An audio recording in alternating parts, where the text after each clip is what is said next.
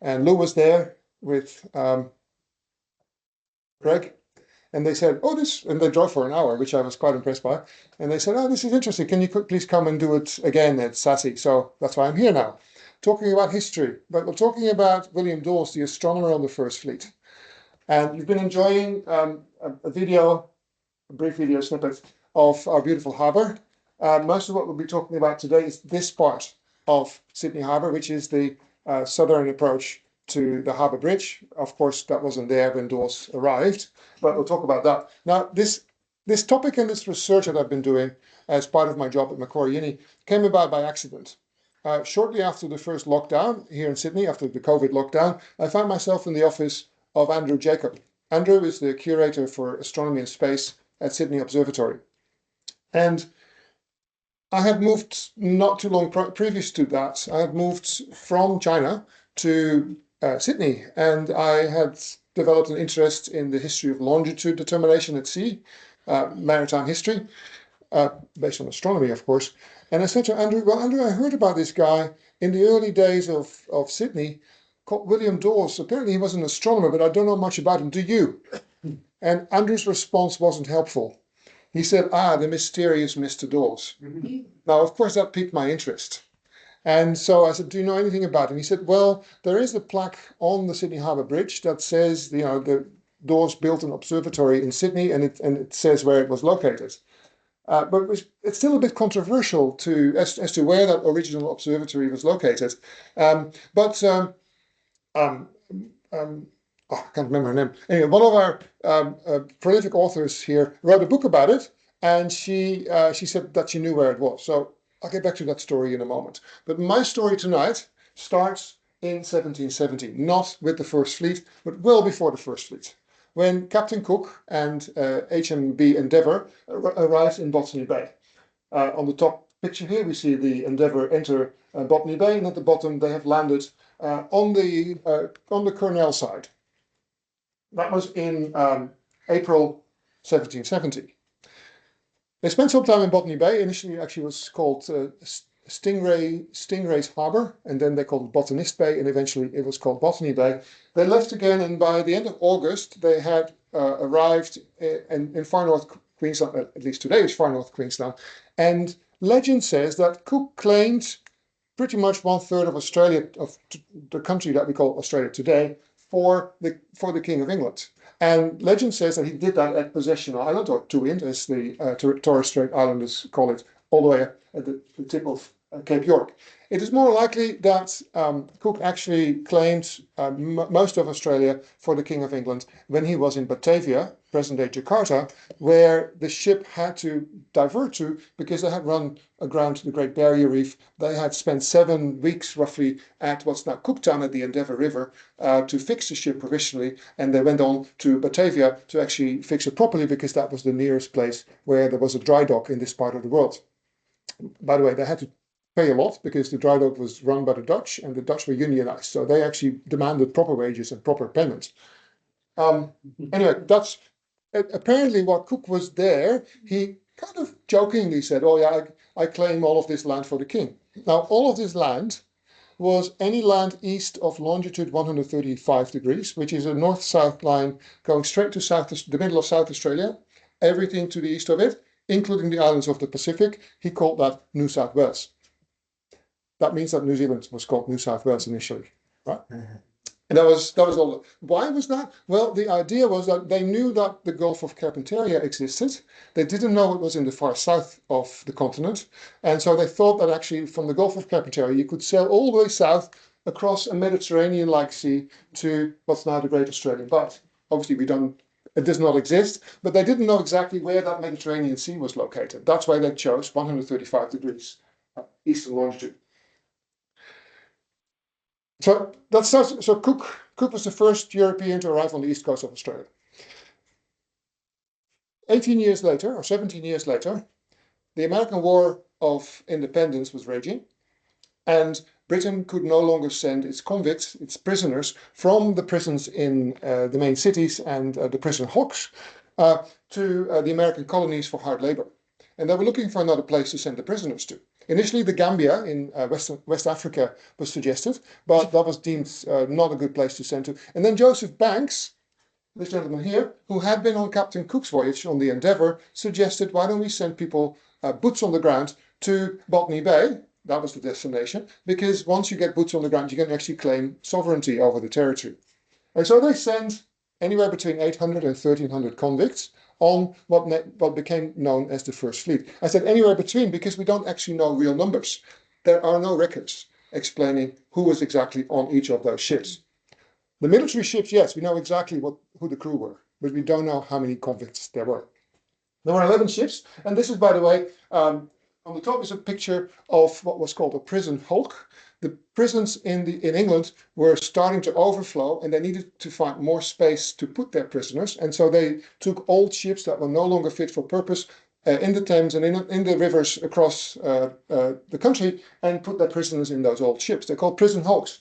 This is the interior at the bottom of the last prison hulk in Sydney Harbour. I don't think you want to spend any time there, but yeah.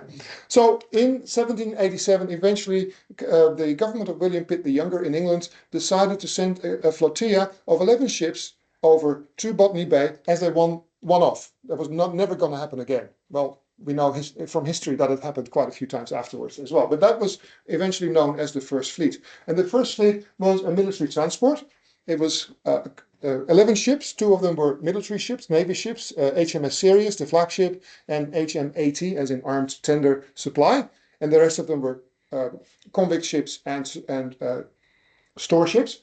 It was an open prison, clearly, because once you escaped from what became known as Sydney, where would you go, right? It was a startup and an experimental community, but not many people know that it was also a scientific undertaking. I'm going to show you some historical drawings drawn by William Bradley, who was an officer on HMS Sirius. And here is the First Fleet getting ready at Spithead Roads off Portsmouth in the south of England on the 13th of May, 1787.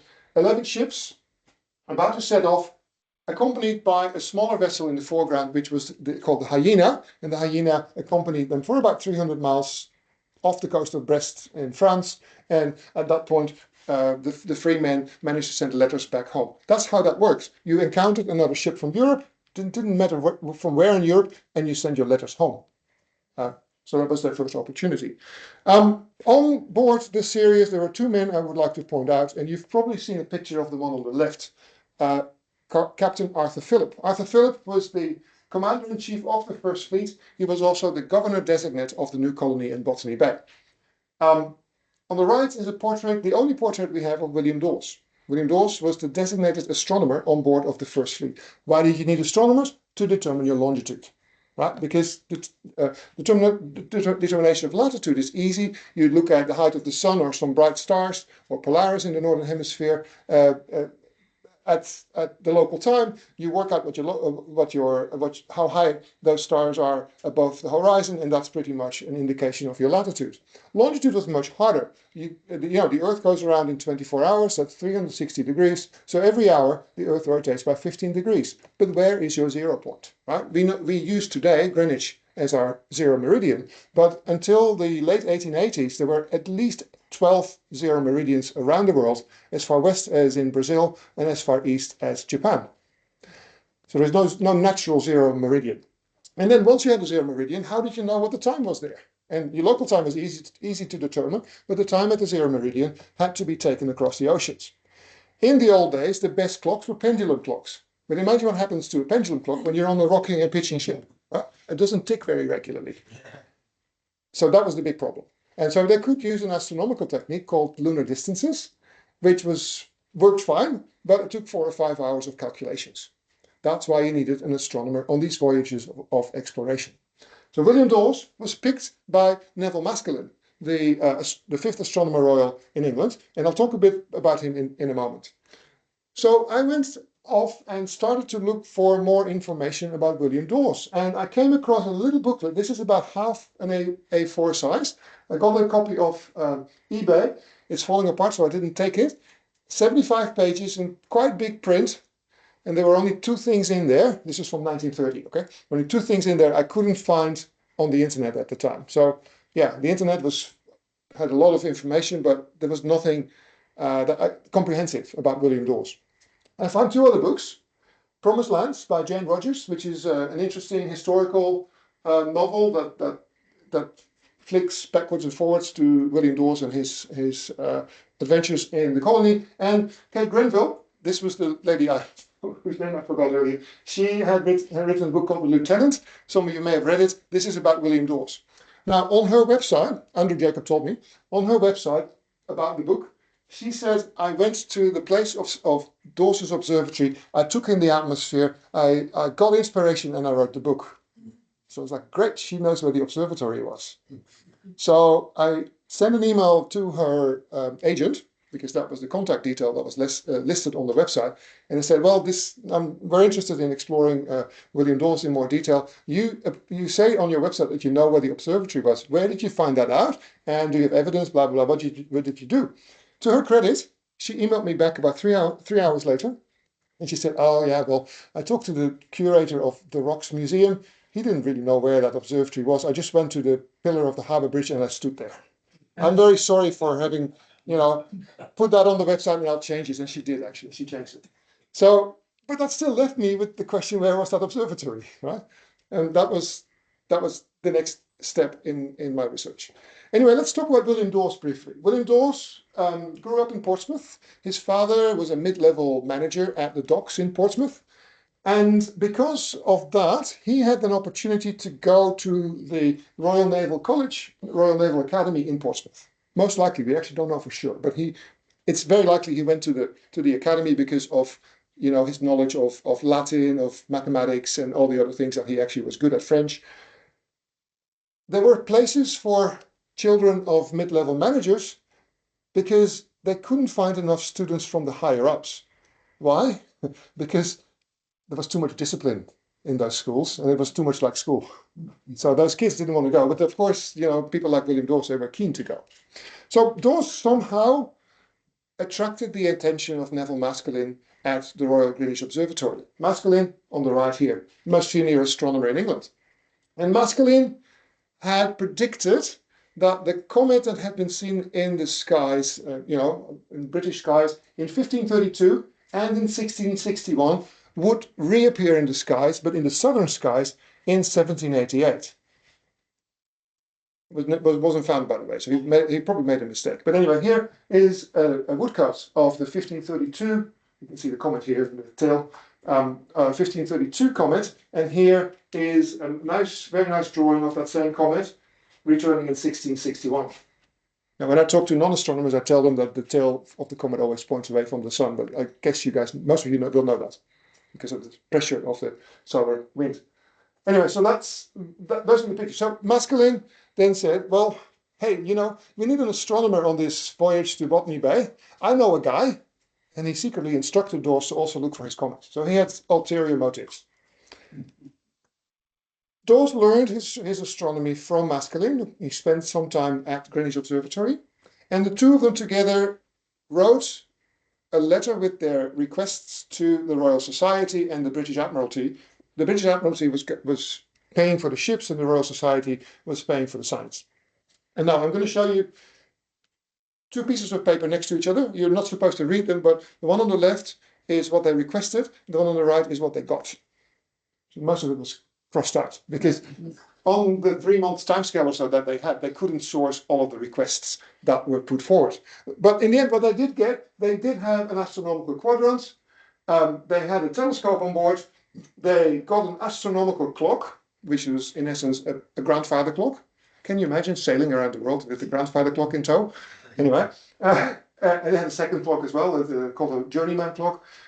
Sextant, barometer, thermometer, books, and all kinds of stuff. So there was quite a lot of information there, and instruments. So the first fleet left in May 1787. From there, the first stop was in Santa Cruz de Tenerife, Canary Islands, Spanish property. And to Dawes' great disappointment, Arthur Phillip wouldn't let him take the telescope off the ship. Dawes and Maskelyne had made plans at every stop to do certain astronomical observations. But at their first stop already, Dawes was not allowed to take the telescope off. Why? Because the telescope had been stored in the driest part of the ship. Do you know what's normally stored in the driest part of the ship? Yes. Gunpowder. No. Salt. Meat. No. Bread. Bread. So the telescope was buried under a lot of bread. And so they were only meant to stay in the Canary Islands for about a week. So he wasn't allowed to take it off. Then next stop was meant to be the Cape Verdean Islands. But at the moment the ships turned into the port of Santiago, the capital of the Cape Verdean Islands, the winds changed and it became too dangerous to get on shore, and so they moved on and they went to the city of Saint Sebastian. Anyone knows where that is? That is another name for Rio de Janeiro, city of Saint Sebastian. So they moved on to Rio, and that is where Arthur Phillip had good connections with the local authorities, because he had in the past worked for the Portuguese, and the British and the Portuguese were always good friends. So they were given an entire island to set up their observatory. No one else was allowed to be there, so this was a good place. Most likely they were given that island so that the authorities could keep an eye on them as well. But hey, that's me being cynical probably. Now the observatory, Enchados, the island was called Enchados, looked like this. Here is a drawing from the voyage of Cook, second voyage to the Pacific, but it was a tent that contained two clocks sitting back to back. That's actually from Dawes' letter to Maskelyne. There's one clock on the left hand side here and one smaller clock on the right hand side. That was the astronomical clock, and that was the journeyman clock. That was used for proper longitude determination. And then would be a second tent with a telescope and a hole in the roof. Here on the left hand side is a reconstruction of what that may have looked like from the 1970s. Anyway, so they moved on from Rio. Their next stop took about a month across the South Atlantic to Table Bay, where again Dawes was disappointed. He was again not allowed to take his telescope off the ship because it was too hectic, and Arthur Phillip said, well, we're going to stay here for a few days only, and there's not enough time, and we have to load the ships with cattle and whatever, because it was the last stop in civilization before going to Botany Bay, where the British had not yet landed. And so Dawes made friends with the commander of the Dutch troops at the Cape, Robert Gordon, and Robert Gordon became an ally in terms of observations. Also looked for Maskelyne's comet, but also didn't find it. 2 days. So this is this first fleet at in Table Bay. 2 days. Okay, we should be there. 2 days out of Cape Town. The winds were adverse. They were not very good. So Captain Arthur Phillip decided to change from HMS Sirius to HMAT Supply, the smaller ship, which was meant to be faster, with the idea that the Supply would get to Botany Bay 2 or 3 weeks before the rest of the fleet. Now, in the end, Botany Bay is there clearly. That's the Sirius on the top, and this is also the Sirius on the left, but on the right is the Supply. It's meant to be faster. The Supply arrived 2 days before the next 3 ships, and just 1 more day before the rest of the fleet. So that 2 or 3 week headway did not materialize. So these are ships. Now, also, when they transferred from HMS Sirius to HMAT Supply, they took with them their single timekeeper that they had. This was K1. K1 was an exact copy of John Harrison's H4, which won him the longitude prize in the 1770s. So it was a timekeeper, a watch that would be good enough to determine one's longitude if properly maintained. And so there was a very strict protocol. Every day the watch had to be wound, same number of turns, in the cabin of the captain, under the watchful eye of a sentry, and that had to be done by 2 people, and they both had keys. And guess what? When they transferred from the Sirius to the Supply, they forgot to wind the watch. It took Dawes about a couple of hours to reset it, but it was never accurate. It took several months until they had well and truly landed in Sydney to get it back to proper working. So this set some bad blood between Dawes and Arthur Phillip. I can talk a lot about that, but come to the Maritime Museum and we'll talk about watches and all that, because on Sundays I actually rewind John Harrison's clocks there, which is cool. Anyway, do we know what distracted him? It was hectic. It was very hectic because a lot of things had to be transferred from one ship to the other, and they just forgot.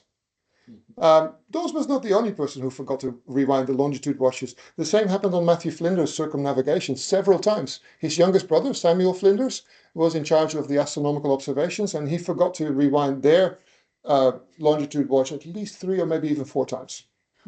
That also shed blood between the two Flinders brothers. But that's another story. I've just written a book about Samuel, and it's currently in press, so maybe that's another story for a future time. Anyway, so the first here is a drawing by Bradley showing the last 7 ships entering Botany Bay. Now, Captain Cook had arrived in April, and he had talked about, you know, green meadows, fresh water, very nice place to settle. The first fleet, of course, arrived in the height of summer in January. No green meadows, not much fresh water, and no place to moor a ship close to the shore.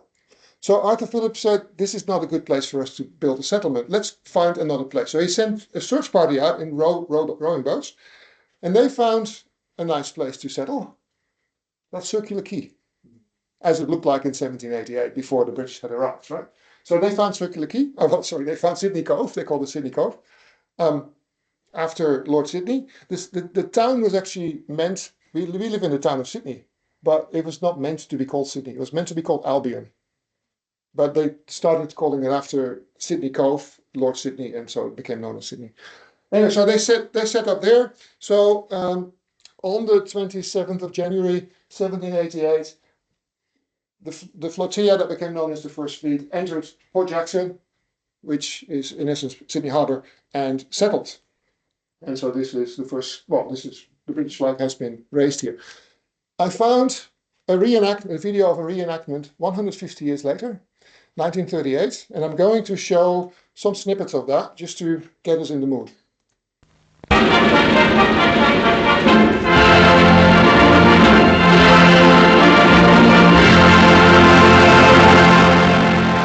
With perfect detail, historical accuracy, we see reenacted the landing of the white invaders.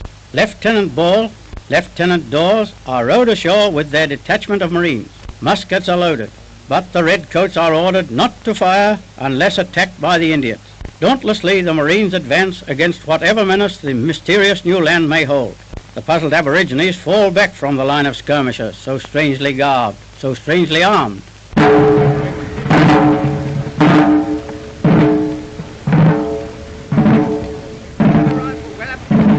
Safe for the Commodore to land. Brawny Jack Tars strain at the oars. Ferry Captain Arthur Phillip to the sandspit. The Governor sets foot on the shores of Sydney Cove. History is made. I see you had... So that was a reenactment 150 years later.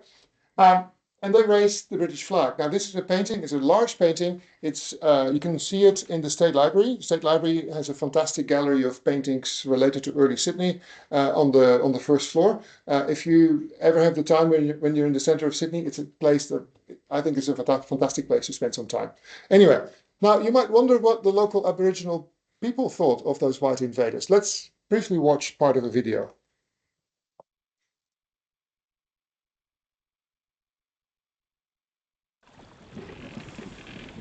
It is a summer's night on the 25th of January, 1788.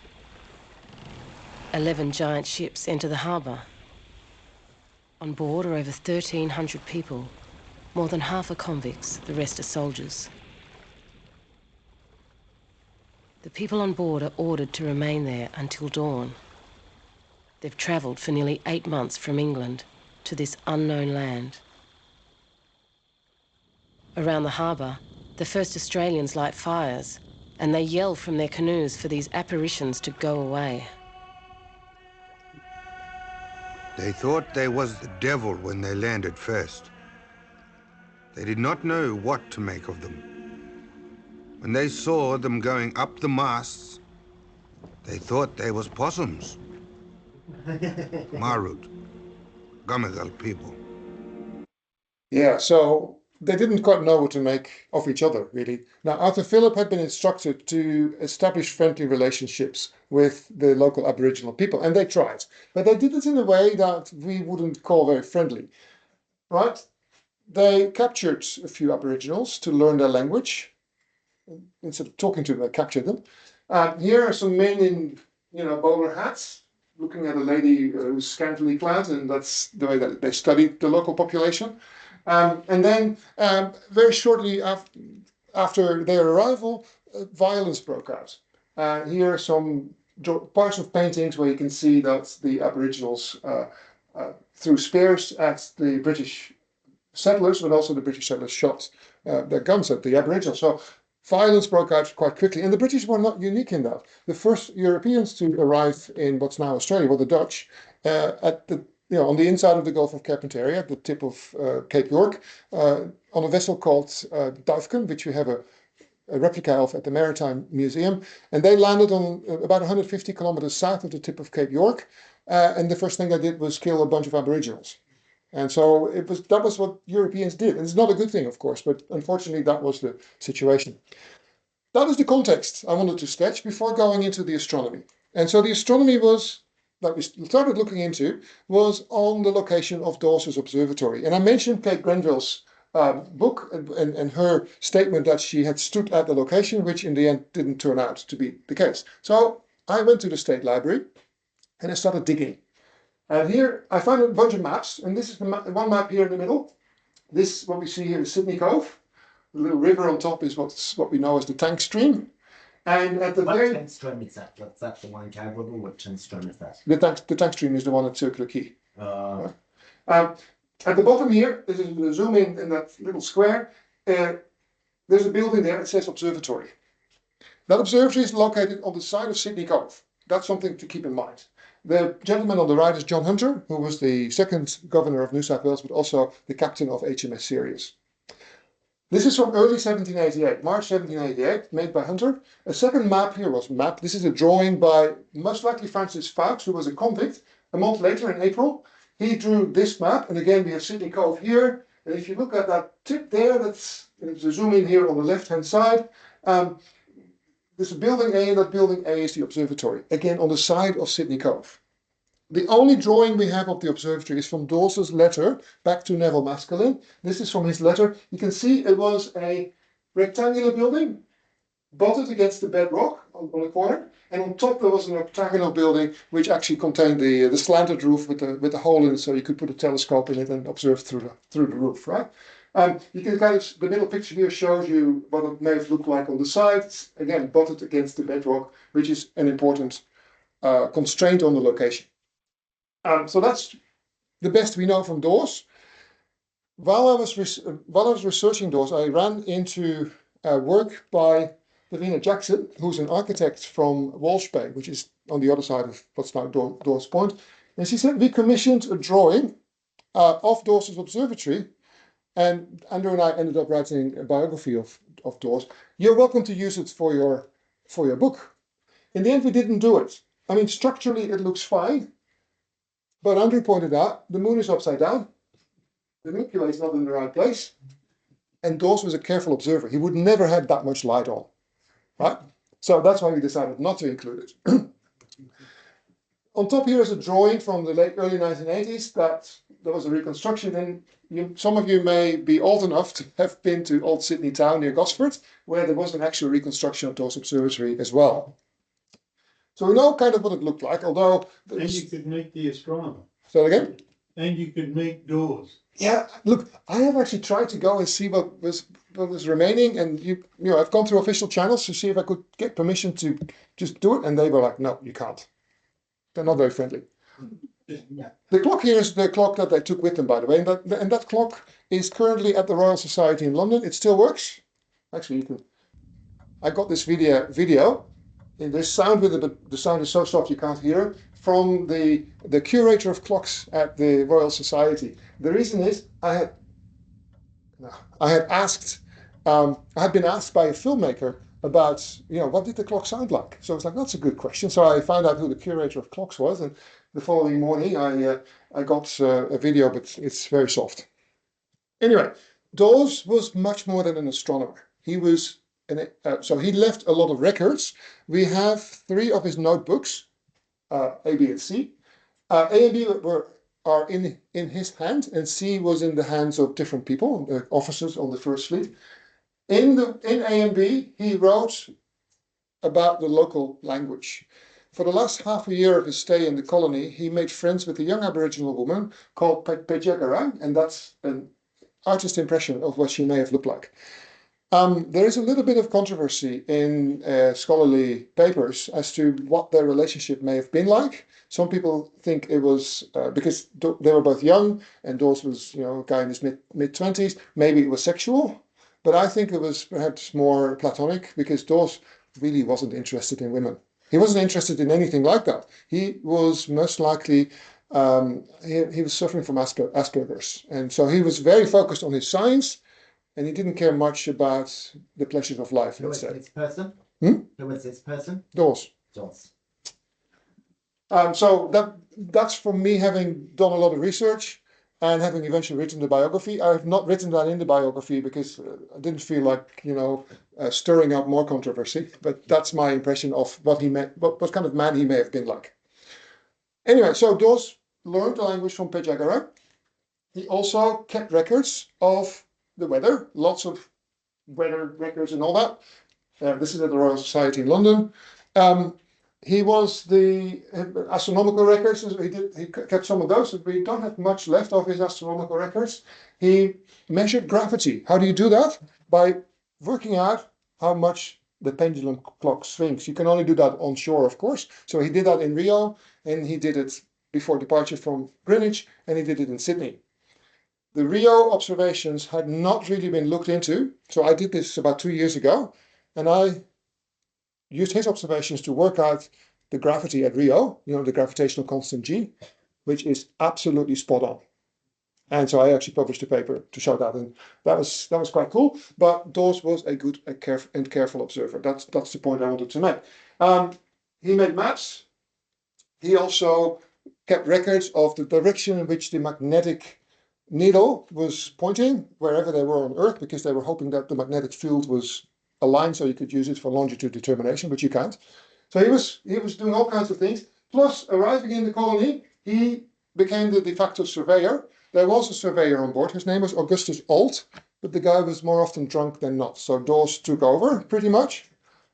He was the chief engineer of the colony, and he was the artillery officer. The first thing he had to do was move 6 of the guns from the Sirius to shore to have a battery and a defensive position here. This is actually underneath what's now the southern pillar of the Harbour Bridge.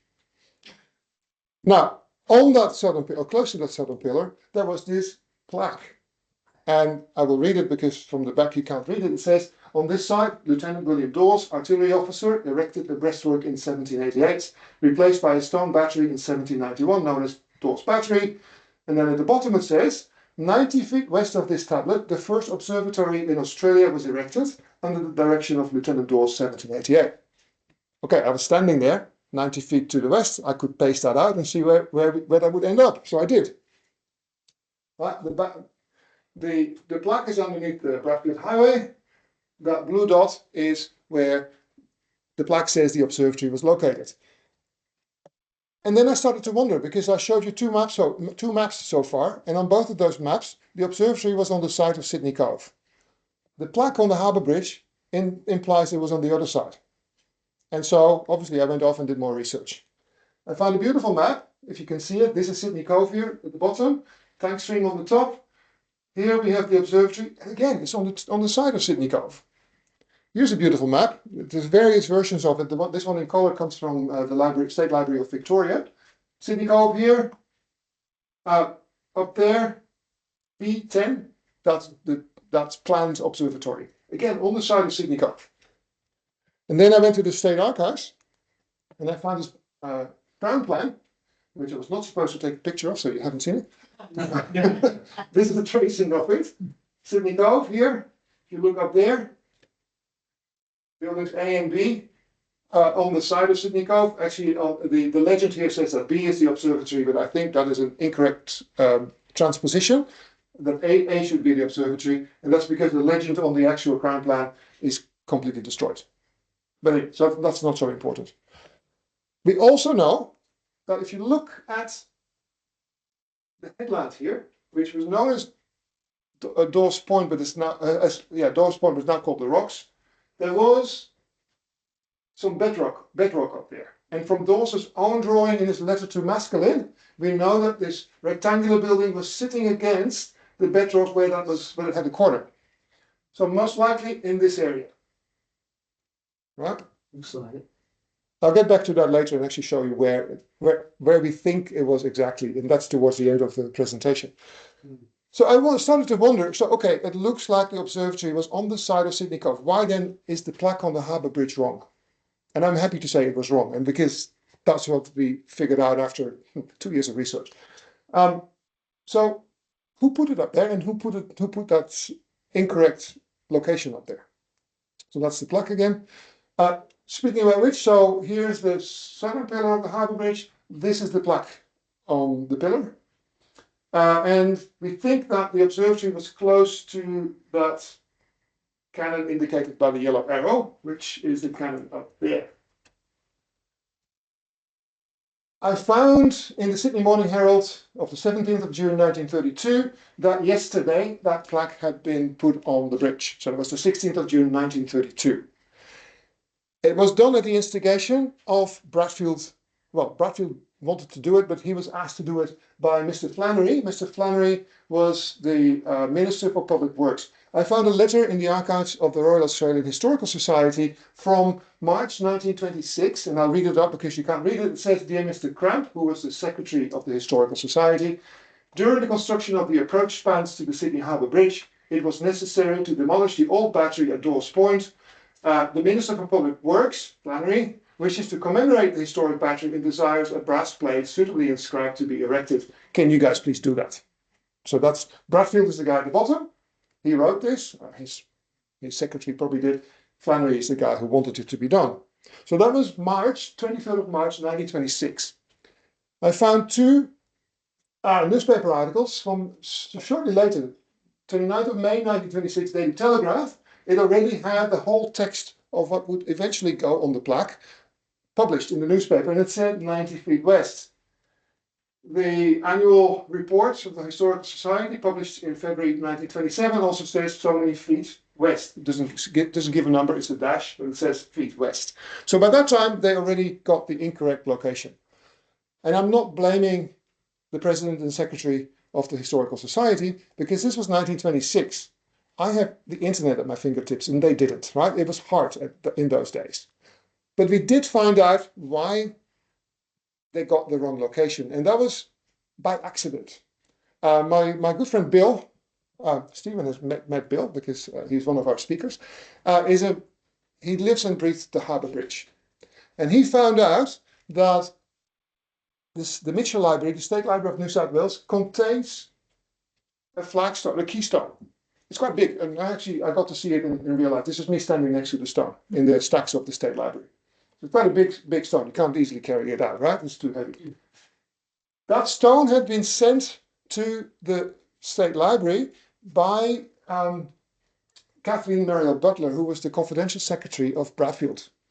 And she had actually sent the stone and a large map showing where that stone had been found. And the stone has the indication RR 1789 on it, which most likely indicates that it was actually from Dawes Observatory from 1789. It was used as a cornerstone in the water police station that was later built on that part of Sydney. And so the location on the brass plaque on the Harbour Bridge points to the location where that stone was found, to the water police station, and not to Dawes Observatory. Now, that took a long time to figure out, but Bill was very instrumental in helping me reach that conclusion. Here's the map, by the way. So the map is not in the State Library, it's in the State Archives. And I'd gone online and I'd requested access to it. And they were like, oh, it's a bit, fragile, blah, blah, blah. It's big, not easy to look at. I said, well, I want to have some photos and put it in a book. And they said, okay, please come tomorrow. So suddenly it was possible. It's a large map. It's about a meter and a bit by a meter and a bit. I didn't realize that. I came in and they said, that whole table is yours. Anyway, so for those in the back, you can't see it properly, I think, but this is what's now the Rocks and Dawes Point. The hotel is here at the bottom. There's a stone marked, there's a marker there, it says stone marked RR 1789 found there. That's blown up here, stone marked found there. And that's what the plaque on the Harbour Bridge points out. We think if you look at the bottom here where that hotel is, right? We think this is the road. You have the steps up to Dawes Battery, and there's this kind of that bit of damage there. That's the location of Dawes Observatory, we think. Well, and in the late 1990s, the city archaeologist was interested in trying to find any remains, archaeological remains of Dawes Observatory. So he did a dig, but he didn't find anything for two reasons. First, I think he went digging in the wrong place, but also during the construction of the Harbour Bridge, this is what it looked like. These are people. Right? There were two massive, what's called skewbacks, on both sides of the harbour. Anything that would have been there from the 1780s, 1790s was destroyed. It had all gone. I'm going to show you another few pictures and some happy music commemorating the construction of the Harbour Bridge on my next slide.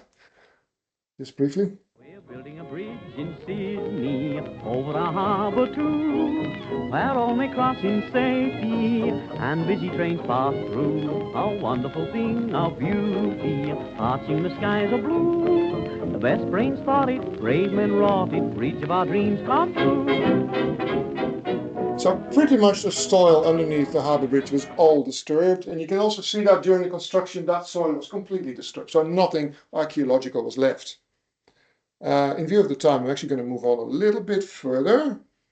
The only contemporary drawing I found that may have shown Dawes Observatory as it was came from this painting. This is in the Art Gallery of South Australia. It's called Fish Catch and Dawes Point. If you look here, there is a building there. It's the only building that I think may have been Dawes Observatory, but I'm not sure. So where does this leave us? Well, here's a modern map of the area. The Harbour Bridge, the Gale Expressway. That pink circle with the white star in the middle is where the plaque on the Harbour Bridge is located. That orange plus sign is where the plaque indicates the observatory was located. The green star is where they went digging for archaeological remains.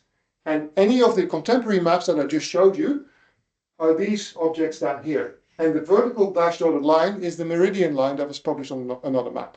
So I'm pretty sure that Dawes Observatory was located somewhere in this area, right, close to Sydney Cove.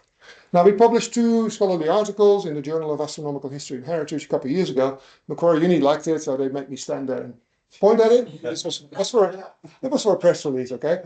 But looking at more seriously, so where would it have been? I found on the left-hand side, I found some contemporary photos of the construction of the area before the Harbour Bridge was built. There's a retaining wall here. It's probably at the end of the retaining wall. That's the old water police station that was knocked down and that had that flagstone on the corner. This is what it looks like from the ground today, probably in that area. And this is what it looks like from the roof of the hotel across the road. That was an interesting story. Andrew works at Sydney Observatory. So we walked down to the hotel and we said, we were scruffy academics, right? We entered this nice hotel, went to the reception, said, can we go up and take a picture across the road because we're writing a book? So the manager had to come, we had to explain it. And in the end, we were allowed to go up as long as we didn't take any pictures of the hotel. No, we weren't interested in that, right? So that was okay. So the story is, that's the hotel here. So we were at the swimming pool to take a picture. It wasn't the best vantage point, but they wouldn't let us into the rooms here. The plaque is on that pillar, and we think the observatory was located there, against the bedrock. So on the map, that's the splotch down there. And there's a staircase just on the right here. All right, so that's what we found about Dawes Observatory. There's a lot more. But I only have about 45 minutes, right? Now, what happened to Dawes Observatory? Dawes himself was pretty much kicked out of the colony by Philip because the two men didn't get along. Dawes was too religious and too moral high ground and all that. And so Philip said, I want you to leave by 1792, January 1792. In 1795, HMS Providence, a ship on its way to the Vancouver expedition that was going to map the Pacific northwest of what's now the United States and Canada, stopped in Sydney, and there was an astronomer on board, as you would have normally in those days. His name was John Crossley. John Crossley actually was the guy who was also assigned to the Flinders expedition, but he had to bow out at Cape Town because he was too ill to continue. Anyway, this was the Providence, and Crossley wrote in August 1795, I went on shore and examined the place where Mr. Dawes's observatory was built, but found nothing standing but the uprights which supported the roof and the pillar on which he placed his quadrant. So it was gone. That was the end of it. Dawes would return to England and would never do science again. His son actually became an astronomer of some note, binary stars and all that mostly, but Dawes, that was the end of his career in terms of astronomy. He went off 4 times in a row with stints back in England to Sierra Leone. 3 times he was the governor of Sierra Leone, and every single time he fell out with either his employees or with the local population. He always made trouble. This is one reason why I think he had Asperger's syndrome. Okay? The 4th time he had a cushy job because he had to map the slave trade that was happening around the West African coast, because the British had decided to abandon the slave trade, but the Spanish and the Americans were still doing it. And so anyway, it was a cushy job. He didn't do much, got a lot of salary, and again, that set some bad blood as well. He went back to England. He married his 2nd wife, Grace. She was from the Caribbean, and they moved to Antigua. And they set up a network of Sunday schools. It was quite successful initially. Dawes was very religious. 2,500 kids. But guess what? There was a new bishop of Barbados, and Antigua was part of that, and so part of the bisdom of Barbados. And Dawes fell out with the bishop. By the end of his life, there were 30 kids left in the Sunday schools, and he died a bitter old man. So that's the story of Dawes. We published a biography. This was me at a conference about 1.5 years ago, and the Springer, the publisher, was there, and they said, oh, take a picture. So I was happily standing there showing off my book. If any of you is interested, you can buy a copy, but take a picture of this slide. You can also download the PDF. That's the URL to the PDF. I'm happy to share it with you guys. I don't get any money anyway if people buy the book, so feel free to have a look at it. But that's my story today, and I hope you enjoyed it. Thank you very much.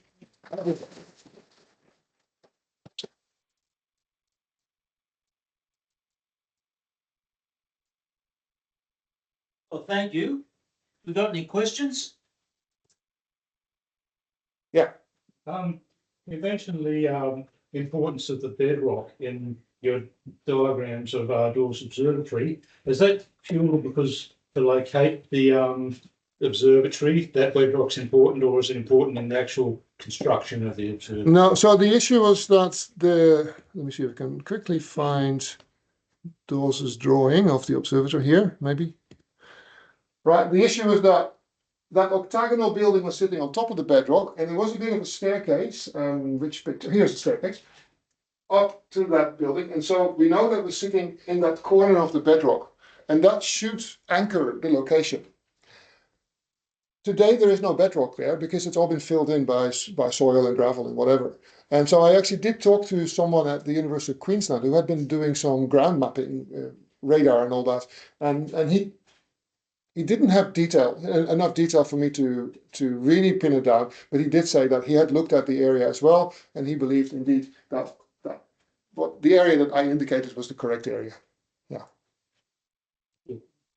It's actually been quite difficult to find the shape of the bedrock from geological records or geophysical records, whatever. It's not published anywhere, and because it's all been filled in. So yeah. Anyway. Okay, as you asked the first question, you've got a pass to the Maritime Museum. Yeah, normally we take a family pass to give to the societies we talk to, but I was given individual passes, so I'm handing over 3 individual passes. So. Okay. In your talk, you said there weren't many records of Dawes's astronomical observations, but did he write letters to Mescaline, for example? And what do we know of him in terms of, were there any astronomical or navigational contributions? Yeah, so there are very few records left of what he did at his observatory, mostly negative records in the sense that he did not observe the comets. that he was looking for. There's a little bit. Most of what we know is from his letters back to Maskelyne, because Maskelyne was his patron, and he would constantly feed back what he had been doing. While in Sydney, he was too busy. He was kept very busy by all the other duties he had to do. And at night, his observatory became a social hangout for people who wanted a bit of quiet and some intellectual conversation. He also kind of supervised or taught Mrs. Macquarie, about astronomy and biology and all that. But she complained in her letters that he didn't pay attention to her, but only to the stars. So anyway, but he did a lot of observations on the vessels, on the ships as they came down from England. He didn't do many longitude determinations based on lunar distances, but he did do all the observations. And so we have that information. So he was a careful observer, but he didn't do much with it.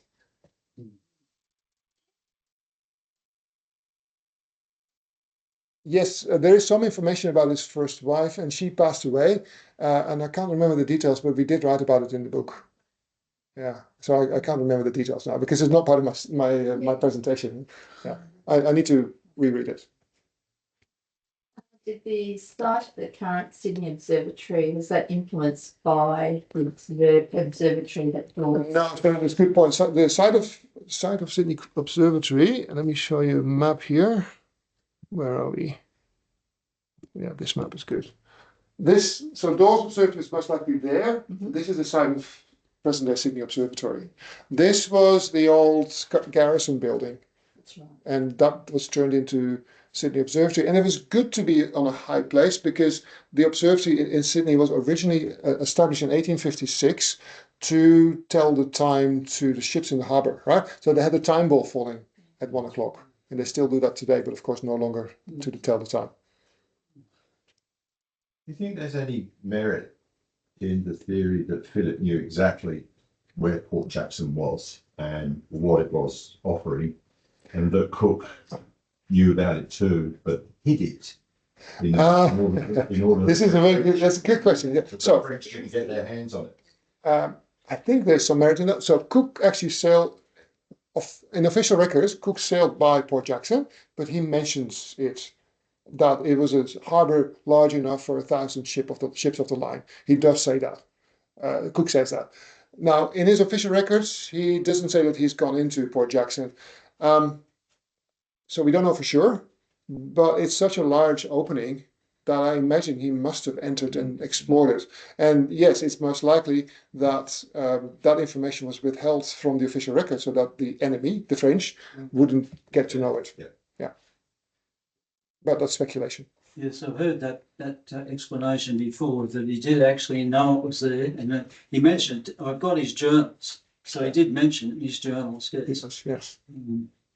So great talk, thank you. I read Rob Lundell's book on First Fleet, and I was just interested. He had a picture of the prison ship at the front, and in Rob Lundell's book, he mentioned that the ceiling height. Well, first of all, they were really dark in there, and you couldn't have any natural light. But the ceiling height was only 4 feet in some of the floors, and I just wondered if there was any merit to that.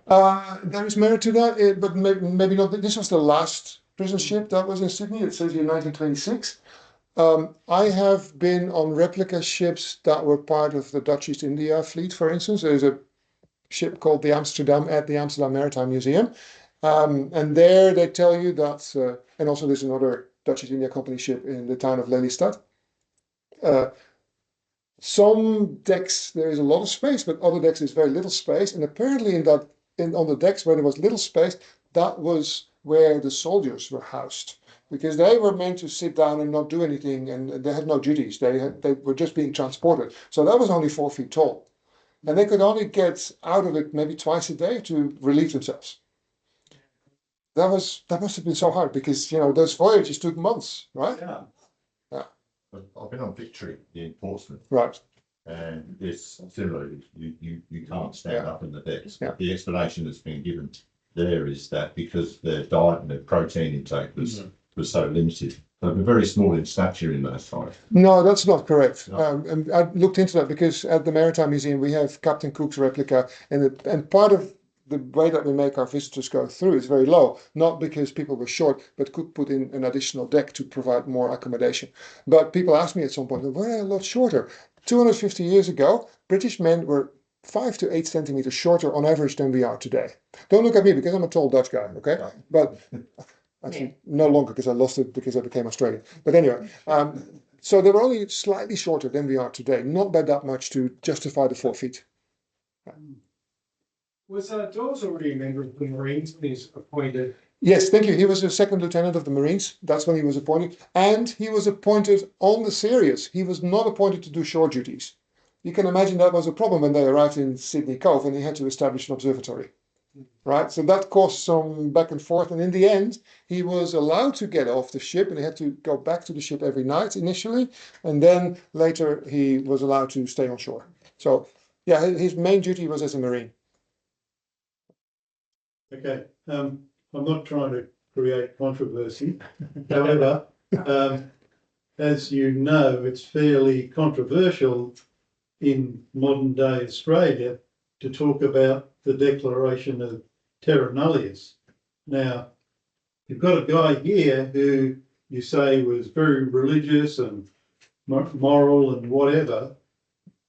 How could guys like him of the day just accept that, excuse the French, bullshit, and get away with it? Well, as far as I know, no Cook never called it terra nullius because he knew there were Aboriginal people. And I don't think I've read anything about Arthur Phillip saying that either, because they knew there were Aboriginal people. But they also assumed that they could just take possession of the land, which, yeah, that's the controversial thing. Now, Dawes, yes, he was very religious and took the moral high ground, and that was mostly in the sense of how does one treat the indigenous population.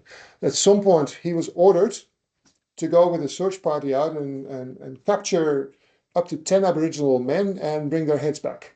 And he refused point blank to do that. That cost him a lot of trouble because he was a military officer and he was disobeying an order, right? That's one reason why he was kicked out of the colony after his first stint. But and then eventually they did go out, but they made sure that the Aboriginals heard them. So they didn't capture any of them.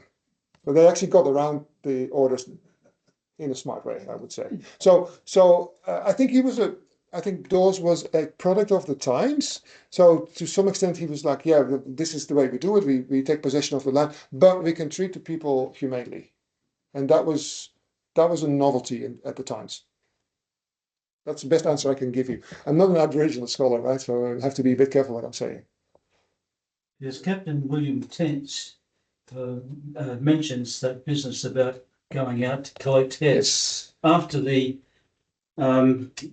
convict that was given a brown vest to go out and hunt for the colony, and apparently, from all accounts, he sort of was a bit too free with some of the ladies, and so consequently he was spared.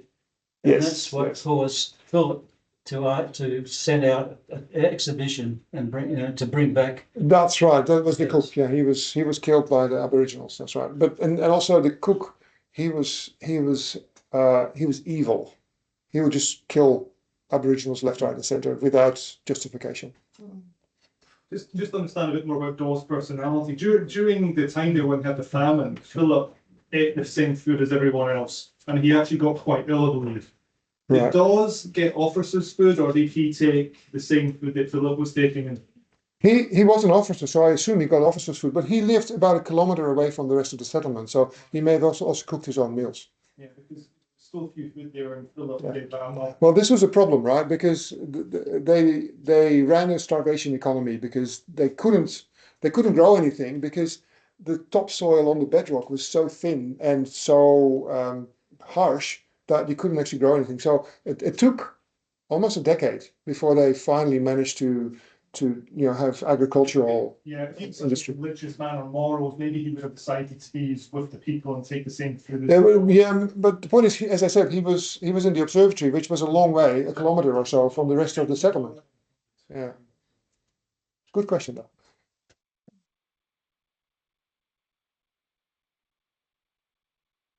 No more questions. Any more?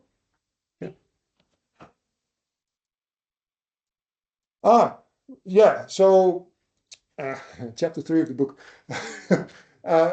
Dawes was involved in various expeditions into the inlands. They were looking for a way across the Blue Mountains.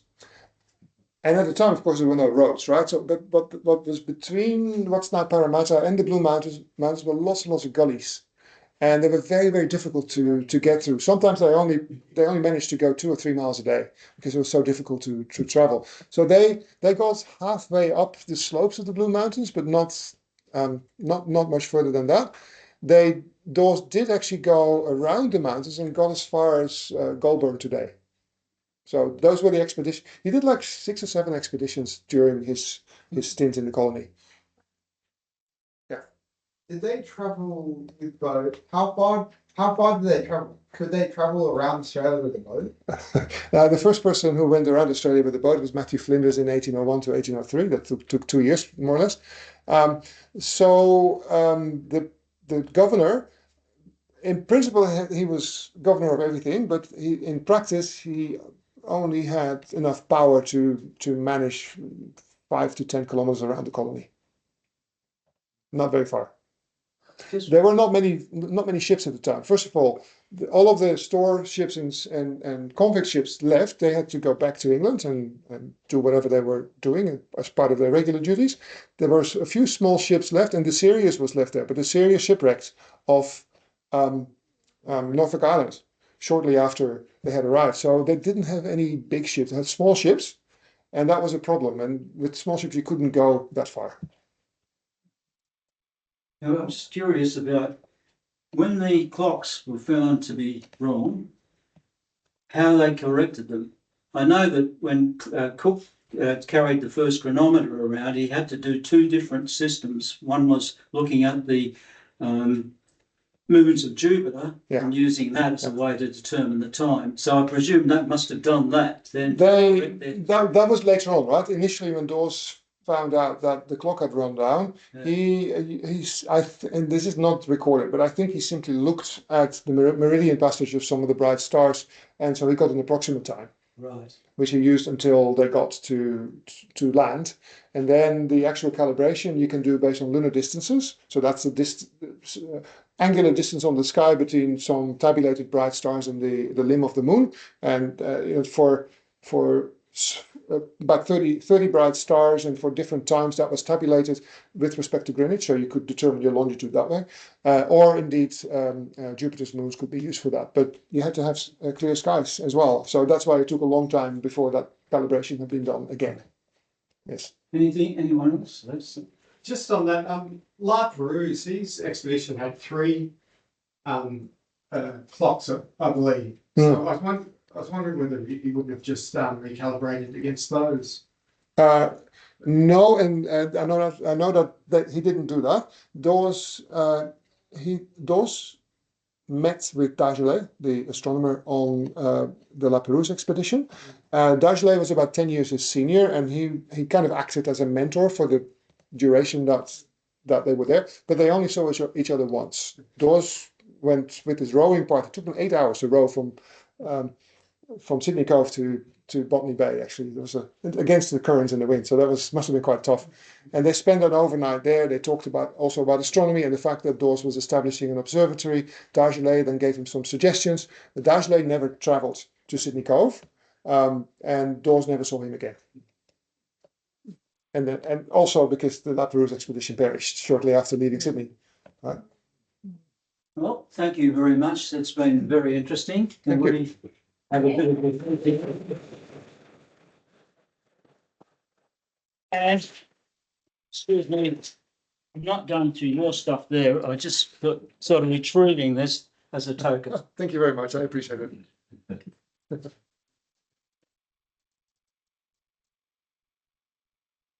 Before or after I drive home? No, just...